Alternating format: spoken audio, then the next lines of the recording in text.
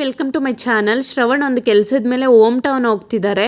ಅವ್ರು ಹೋಗ್ತಿರೋದು ಟ್ರೈನಲ್ಲಿ. ಟ್ರೈನ್ ಊಟ ಅವ್ರಿಗೆ ಅಡ್ಜಸ್ಟ್ ಆಗೋದಿಲ್ಲ, ಅದಕ್ಕೆ ಅವ್ರ ಬಾಕ್ಸ್ಗೆ ಮಶ್ರೂಮ್ ಪಲಾವ್ ರೆಡಿ ಮಾಡ್ತಿದ್ದೀನಿ. ಮಶ್ರೂಮ್ ಪಲಾವ್ ಮಾಡೋದಕ್ಕೆ ಒಂದು ಪ್ಯಾಕೆಟ್ ಮಶ್ರೂಮ್ ತಗೊಂಡು ಕ್ಲೀನ್ ಮಾಡ್ಕೊಂಡಿದ್ದೀನಿ.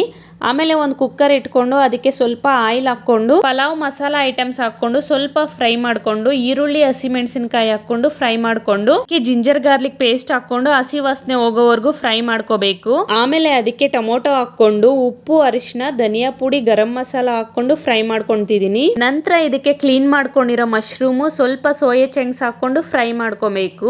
ಆಮೇಲೆ ನೆನ್ಸಿಟ್ಕೊಂಡಿರೋ 1 ಲೋಟ ರೈಸ್ ಹಾಕೊಂಡು 1.5 ಲೋಟ ನೀರ್ ಸೇರಿಸ್ಕೊಂಡು ಉಪ್ಪು ಖಾರ ನೋಡ್ಕೊಂಡು ಪುದೀನ ಕೊತ್ತಂಬರಿ ಸೊಪ್ಪು ಹಾಕಿ 2 ವಿಸಿಲ್ ಕೂಗಿಸ್ಕೋಬೇಕು. ಈಗ ನೋಡಿ ಮಶ್ರೂಮ್ ಪಲಾವ್ ರೆಡಿ ಆಗಿದೆ. ಶ್ರವಣ್ ಸ್ವಲ್ಪ ತಿನ್ಬಿಟ್ಟು ಬಾಕ್ಸ್ಗೆ ಇಟ್ಕೊಟ್ಟೆ ಎತ್ಕೊಂಡು ಹೋದ್ರು.